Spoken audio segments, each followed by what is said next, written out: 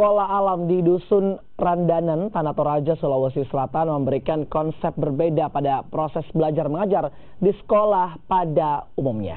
Selain tidak dipungut biaya, para pelajar yang kurang mampu ini diajar oleh sejumlah pengajar dari luar negeri.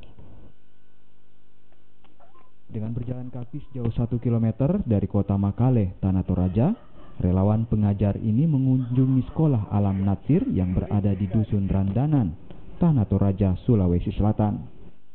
Setelah tiba di lokasi sekolah alam, mereka disambut ratusan siswa yang siap menerima materi dari para relawan. Sekolah alam yang dicetus oleh Natsir telah menerima sebanyak 400 tenaga pengajar dari luar negeri sejak tahun 2014 lalu. Para pengajar umumnya datang dari negara Belanda, Kanada, dan Estonia.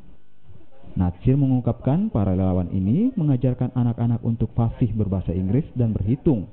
Setiap anak yang mengikuti proses belajar tidak dipungut biaya. Mereka hanya wajib membawa sampah plastik untuk dikumpulkan yang bertujuan mengajarkan hidup sehat di lingkungan sendiri bagi siswanya. Sekolah alam ini juga didirikan untuk memberikan pendidikan yang layak bagi anak kurang mampu. Jadi tinggal di sini selama 5 bulan belajar, saya sering banyak dan ya alhamdulillah sudah, dan sering ada komunikasi bahwa ya apa yang saya pelajari di situ sudah bermanfaat bagi masyarakat sekitar. Untuk mencapai suatu kemajuan, kalau yang kita pikirkan dulu adalah resikonya, tidak akan pernah kita maju. Bukan tanpa kendala, sekolah alam Natsir ini juga kadang harus membutuhkan perhatian. Jika musim hujan tiba, kondisi ruang belajar yang hanya beratapkan jerami kadang bocor hingga proses belajar mengajar harus berhenti.